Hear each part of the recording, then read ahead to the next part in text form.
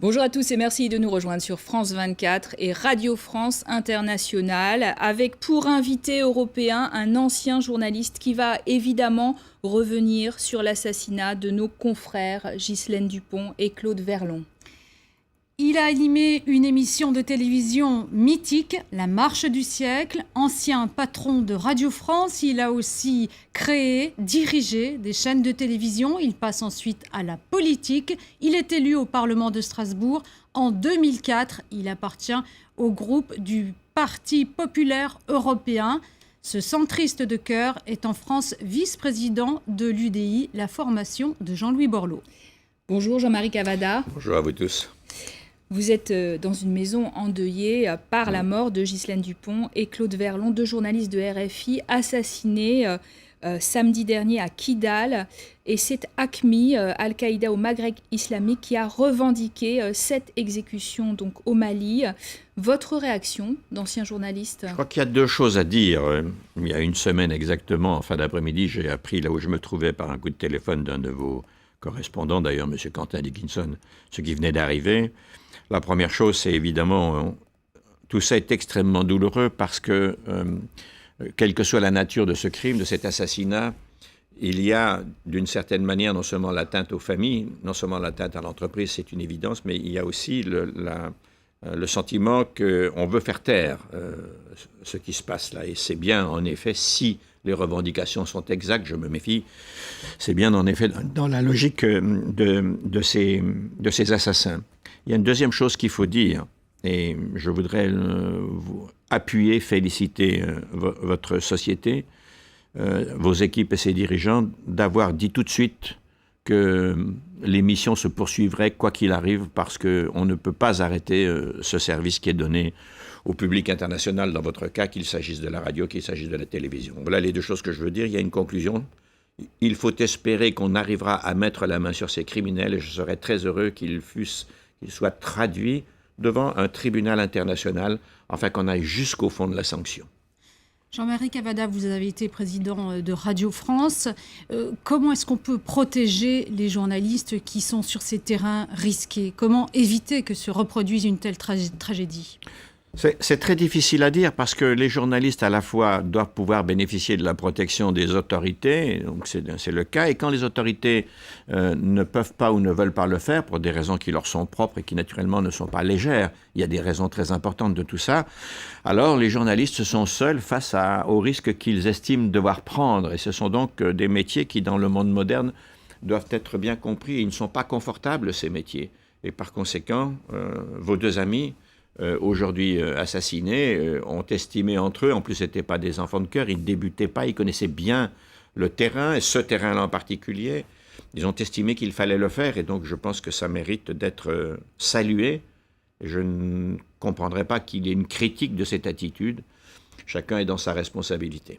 Alors, à travers ces deux journalistes, c'est la France qui était visée, la France qui s'est retrouvée bien seule dans son intervention au Mali. Où était passée l'Europe alors ? Où est-elle aujourd'hui ? Je ne peux faire qu'une mauvaise réponse. Si je voulais me mêler de défendre un tout petit peu l'attitude de l'Europe, ce que je ne ferai pas. Elle a manqué politiquement. On a eu des soutiens, faut être juste. Mais ces soutiens sont verbaux.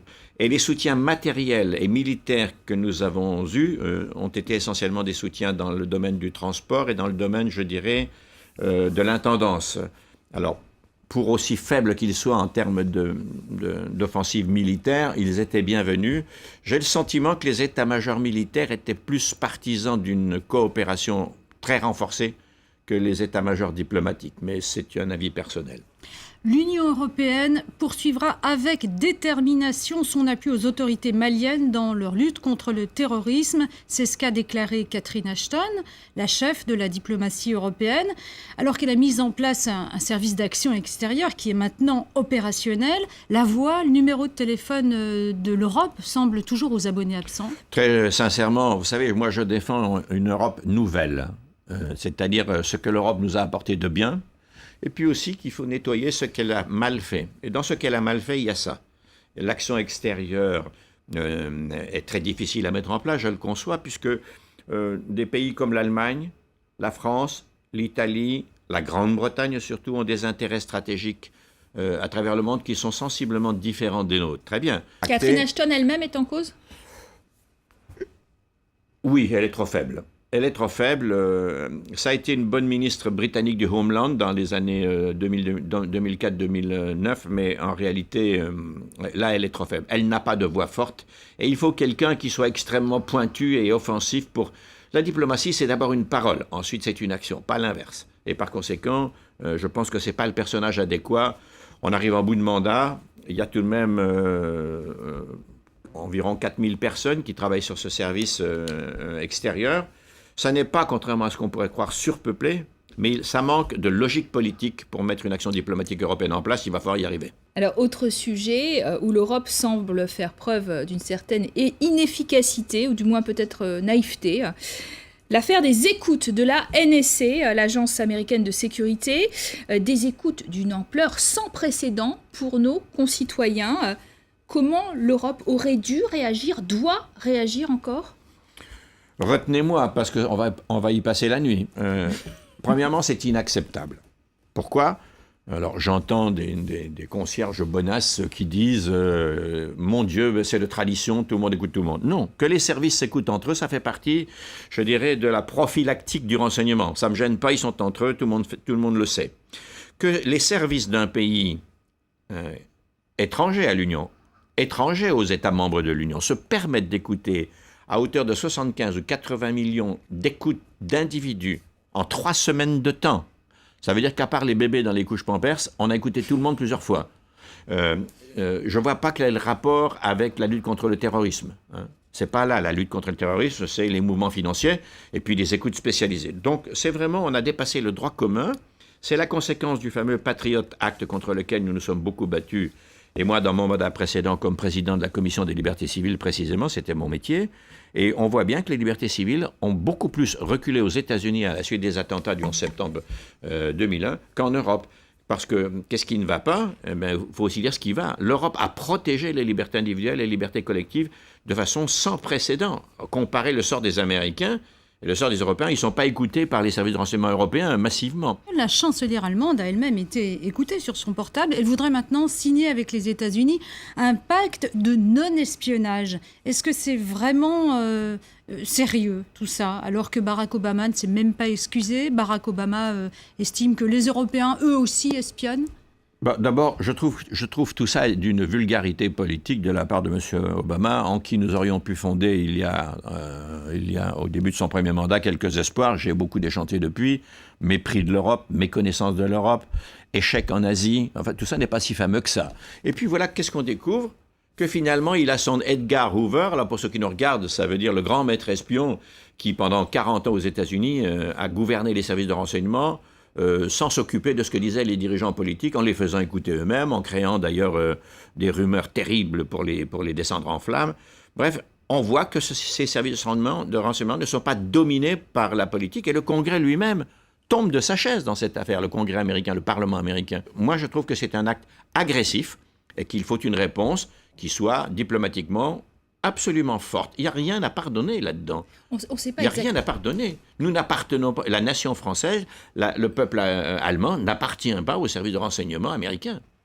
Alors justement, la France a une démarche un peu différente. François Hollande étudie plutôt la mise en place d'un simple code de bonne conduite. Est-ce que ça signifie pour vous que nos services secrets, la DGSE, est beaucoup plus performante, écoute aussi à très grande échelle et qu'on continue sur cette lancée? Je ne sais pas, j'ai jamais eu de formation à la DGSE, mais maintenant que vous m'en parlez...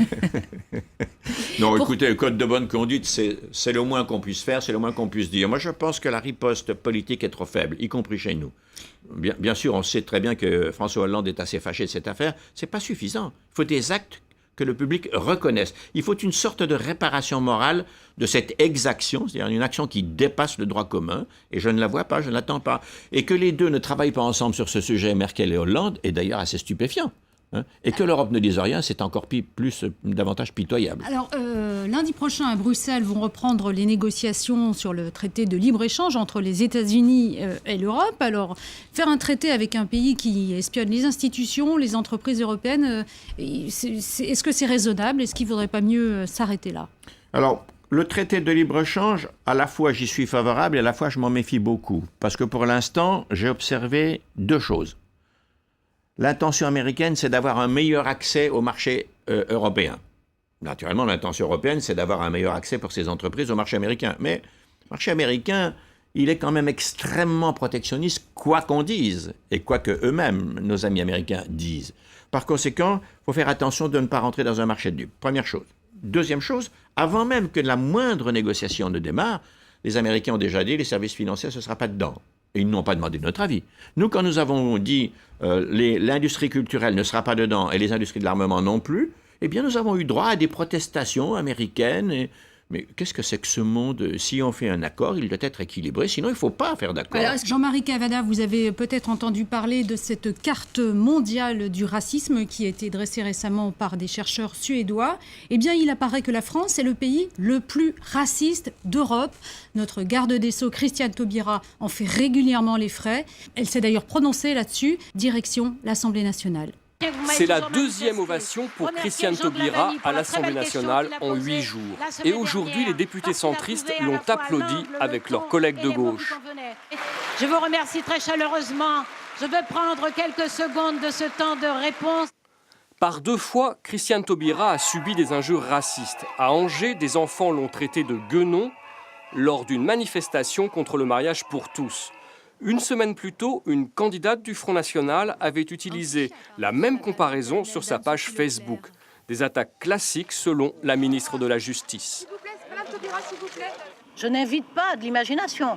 Enfin, je constate que macaque, singe, gorille, René Maran y a eu droit, Aimé Césaire y a eu droit.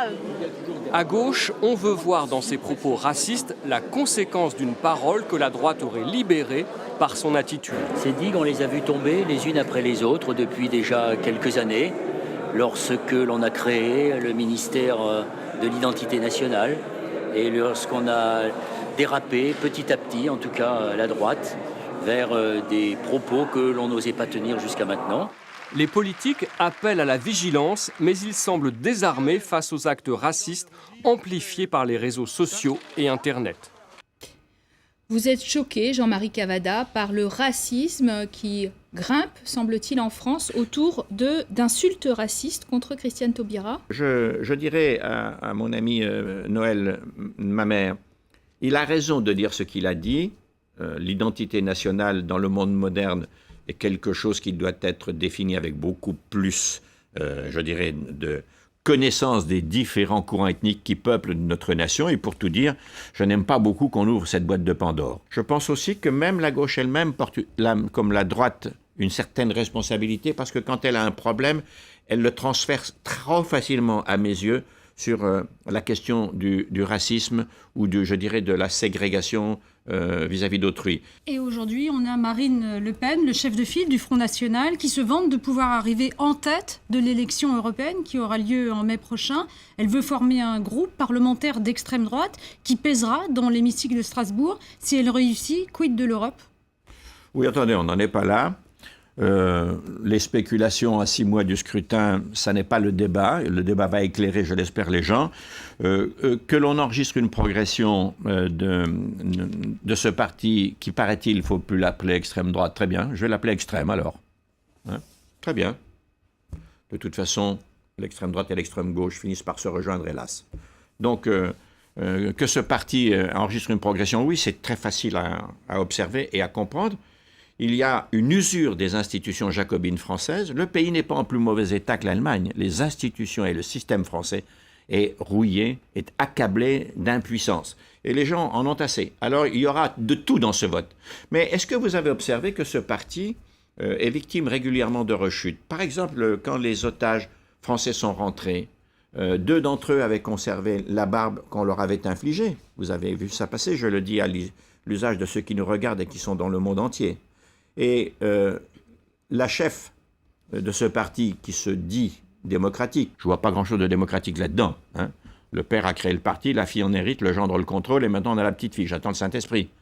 Hein. Donc franchement, mettons les choses au sang. Eh bien, elle a fait une rechute tout de même. C'était plus fort qu'elle. d'émettre un jugement. C'est vraiment scandaleux, ça. Alors, pourquoi on tolère ça? Ça suffit, tout ça. Ça parlons suffit. des prochaines échéances pour l'Europe, élections européennes donc de mai 2014. Les socialistes européens ont désigné leur candidat qui mènera campagne sur tout le vieux continent, Martin Schulz, l'Allemand.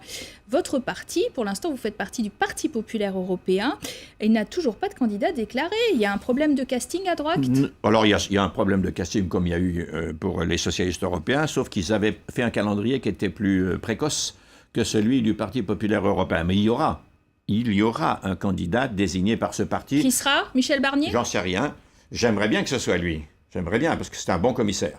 Il a très bien travaillé, il s'est attaqué à des dossiers très durs, très solides, assez courageusement, franchement, et donc ce serait une personnalité qui mériterait le soutien de tous les dirigeants français. Bon, nous n'en sommes pas là, je ne sais pas qui ce sera, objectivement, mais il y aura, fin novembre, on saura quel est le leader, et il sera approuvé début janvier par une sorte de congrès du Parti populaire européen. Les électeurs, quand ils voteront aux européennes, sauront quel est le candidat président de la Commission européenne qu'ils choisissent. Ça ne se passera pas dans leur dos ou derrière les rideaux de la scène.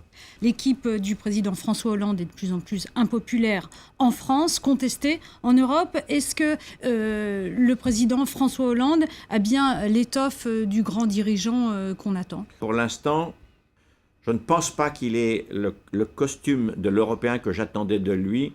Nous venons du point de vue européen, de la même famille. Nous sommes des enfants de Jacques Delors. J'étais autrefois dans son club Échanger Projet. Monsieur Delors est un ami personnel que je respecte, qui m'a appris des choses.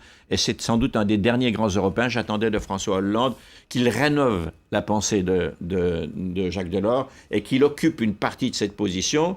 Au lieu de ça, il s'est engouffré, poussé par son parti ou par ses impulsions personnelles ou par ses insuccès, je ne le sais pas, vers une critique de Mme Merkel. C'était un enfantillage détestable. C'est un partenaire, l'Allemagne, et qui que ce soit qui le gouverne, si c'est un gouvernement démocratique, et c'est le cas, nous devons tendre la main pour travailler ensemble.